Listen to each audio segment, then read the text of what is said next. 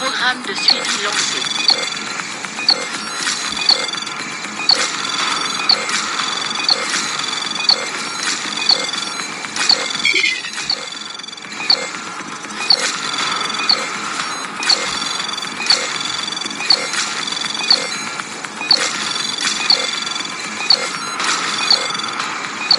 Accès permis.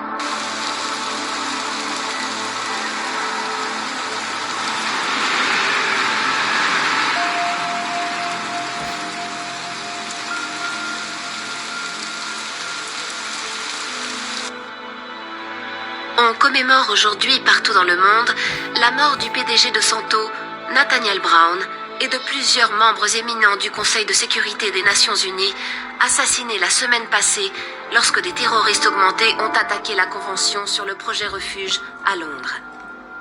Après avoir divulgué des images effrayantes de la scène de crime, Interpol a admis que le bilan aurait pu être bien pire.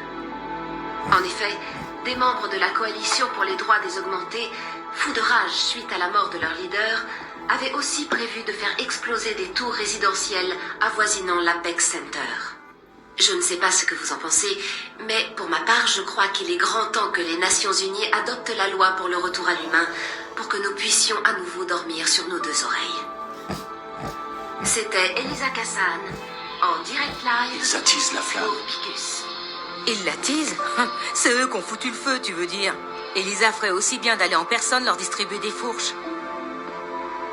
Dès que Brown a ouvert les portes, je savais que la CDA finirait par porter le chapeau. S'il m'avait écouté. Il est beaucoup trop arrogant pour ça. Il a joué gros et il a perdu gros. On a perdu gros. Putain, un peu plus et on se débarrassait de cette loi. Un peu plus si on laissait mourir des milliers d'innocents aussi. Oui, je sais. Et grâce à toi, on a évité ça. C'était pas évident comme choix, Adam. Marchenko m'a pas vraiment laissé le choix. Il a voulu me coller toute la responsabilité sur le dos. Il fallait que je l'en empêche. J'aurais bien voulu te voir lui faire ravaler sa fierté. Tu sais, il avait presque l'air soulagé.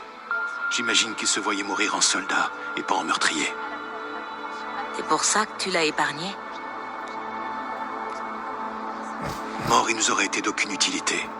Vivant et en prison, il finira peut-être par nous parler un jour. Qui sait? Sauf si ses maîtres le font taire.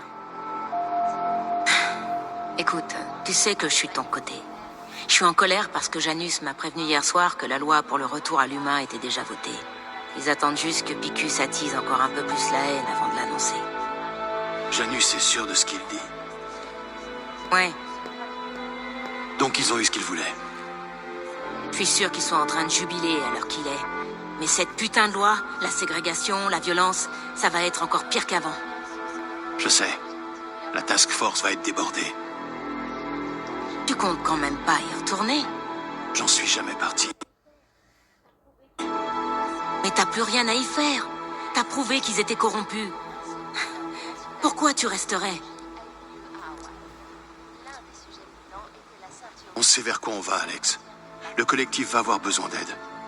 Et il n'y a pas que des ripoux à la task force. Il y a aussi des gens qui veulent faire changer les choses. Ouais, bien sûr, ils sont pas tous corrompus dans l'organisation. Juste ceux qui donnent tous les ordres.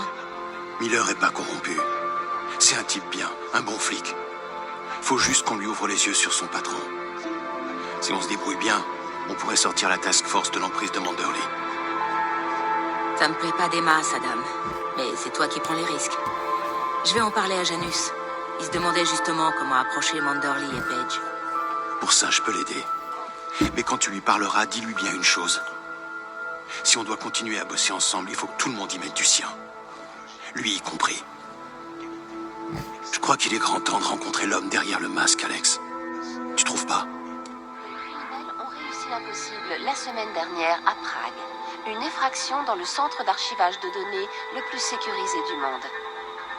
D'après certaines rumeurs circulant sur Internet, la police tchèque a été chargée d'une enquête à la banque Palisade suite à un échange de coups de feu entre les agents de sécurité de la banque et un augmenté. On ignore encore pour l'instant quel coffre était visé, ou même d'ailleurs s'il y a bien eu une effraction. Les propriétaires de la banque Palisade ont publié un communiqué plus tôt dans la soirée. Les rumeurs d'une effraction dans notre bâtiment ultra sécurisé ne sont rien de plus qu'un vulgaire bruit qui court. Entre nous soit dit, je trouve qu'ils en font peut-être un peu trop. Un rapport d'autopsie publié à Prague aujourd'hui offre des détails choquants sur la mort du docteur Talos Rucker, l'ancien leader de la coalition pour les droits des augmentés. D'après ce rapport, le docteur serait mort avec un taux d'alcool anormalement élevé dans le sang. Aucune autre toxine n'a été détectée par les analyses et le corps ne présentait aucun signe d'activité suspecte. Au dire de ses proches, Rucker avait sombré dans l'alcoolisme depuis qu'il était devenu une personnalité publique. J'imagine que je n'ai pas besoin de vous rappeler que l'organisation qu'il avait fondée, la Coalition pour les droits des augmentés, est liée à l'horrible attentat qui a secoué Londres la semaine dernière. Viktor Marchenko, le terroriste augmenté qui aurait joué un rôle déterminant dans la préparation et l'exécution de l'attentat dévastateur dont Londres a été victime la semaine dernière, va être transféré dans un complexe sécurisé pour interrogatoire. Membre de longue date de la Coalition pour les droits des augmentés, Marchenko s'est montré virulent quant au mobile de l'attaque, la qualifiant de représailles appropriées suite aux injustices subies par les augmentés. Je ne sais pas ce que vous en pensez, mais il y a une question en particulier qui me taraude. Quand les Nations Unies vont-elles enfin adopter la loi pour le retour à l'humain afin d'empêcher de dangereux meurtriers comme Marchenko de nous terroriser? Il n'y a pas si longtemps, le docteur Talos Rucker, invité de cette même émission, essayait de nous convaincre que sa coalition pour les droits des augmentés était une organisation non violente. Aujourd'hui, bien sûr, nous savons tous à quoi nous en tenir. Il n'a guère fallu de temps à la CDA pour montrer son véritable visage après la mort du docteur Rucker. Depuis l'attentat de la semaine dernière, la CDA est officiellement reconnue comme une organisation terroriste par les Nations Unies. En ce moment même, de courageux agents de police tchèques lancent l'assaut sur ces installations à l'intérieur du complexe de Tulek. Voici un exemple de la résistance à laquelle ils sont confrontés. C'est là où vous faites erreur. Non, la CDA est victime d'un coup monté. Vous comprenez rien. Victor Marchenko n'était pas des nôtres. Il essayait de détruire la CDA, de détruire la cause. Mais il a échoué. On est fort, on est innocent. Et on ne se laissera pas exploiter par des riches qui ont peur de nous et qui nous considèrent comme des sous-hommes. Désolé, jeune homme, mais j'ai du mal à croire quelqu'un qui s'énerve. L'organisation criminelle des Devali se retrouve sur la sellette ce soir pour son rôle dans l'attentat de Londres. D'après des preuves découvertes par Interpol, des membres de haut rang du chapitre de Prague auraient fourni des armes et un appui logistique aux terroristes de la CDA. Parmi les individus recherchés se trouve Radic Nikoladze, leader des Devali à Prague. Cependant, des sources me signalent qu'il aurait disparu de la circulation et qu'il est peu probable qu'on le retrouve un jour. Peut-on y voir une confirmation de sa culpabilité? Prenez part à la discussion en ligne pour nous donner votre avis.